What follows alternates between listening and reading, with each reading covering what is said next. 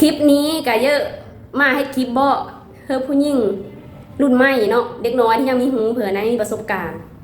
ถ้าขึ้นจะได้โผล่นะให้ถามตัวเองก่อน1พร้อมที่จะทุกข์หรือบ่2ความอดทนมีเพียงพอหรือบ่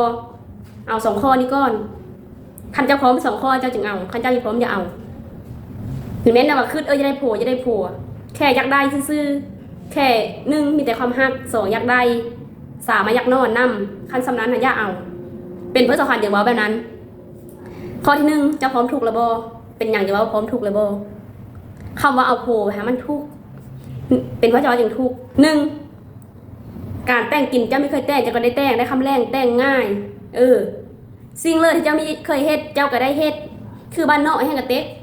เจ้าไม่เคยเสียยาให้เจ้าก็ได้เสียเจ้าไม่เคยก้นเป็นต้นเจ้าก็ได้ก้นทุกสิ่งทุกอย่างที่เจ้าไม่เคยเฮ็ดเจ้าก็ได้เฮ็ดหมดเป็นเพื่อจะหนึ่งได้เฮ็ดก็ย้อนได้ยังจะมีย้อนคือบ้านคือเมืองเพิ่นเจ้าสีงามมันจะเป็นผู้สาวมีคือมันสนุกคือจะเป็นสาวมันมีสนุกตอนเป็นสาวเจ้าจะกินเจ้าก็กินเจ้าไม่จะกินแล้วก็ย่าเจ้าหาเงินได้ทั้งโดยเจ้าก็กินเจ้ามีเป็นโฮงลูกโฮงโพชีวิตเจ้าเองนี่คือข้อที่1ข้อที่2เจ้ามีความอดทนพอหรือบ่เป็นอย่างจริงว่านั่นสำคัญความอดทนมันสูง1เจ้ามีเพื่อนหลายเพื่อนผัวเพื่อนแม่พี่น้องผัวพี่น้องแม่จะต้องเป็นคนใจกว้างเวลาเขาเอาเข้าไปแล้วก็มีแม้ว่าเขามีแต่เฮาได้หมู่ก็ยังมี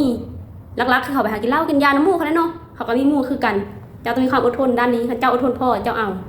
พร้อมที่จะสู้กับปัญหาทุกอย่างแล้วเจ้าเอาคันเจ้ามีพร้อมแล้วเจ้าจะเผาเอาอันนี้คือ2ข้อใหญ่ๆที่เธอคิดคลิปนี้ก็ฝากถึง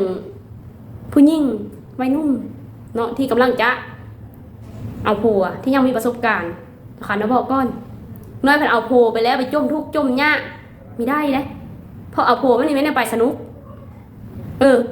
ไม่ได้เป็นสนุกคือตอนถ้าเป็นสาวเป็นบ้ากันได้มันทุกทุกสิ่งทุกอย่างคำแรงแต่งง่ายให้ผู้ให้ยาไปหาก้นเหมาะก้นมั่นเท้าเอาไปแล้วจมทุกจมย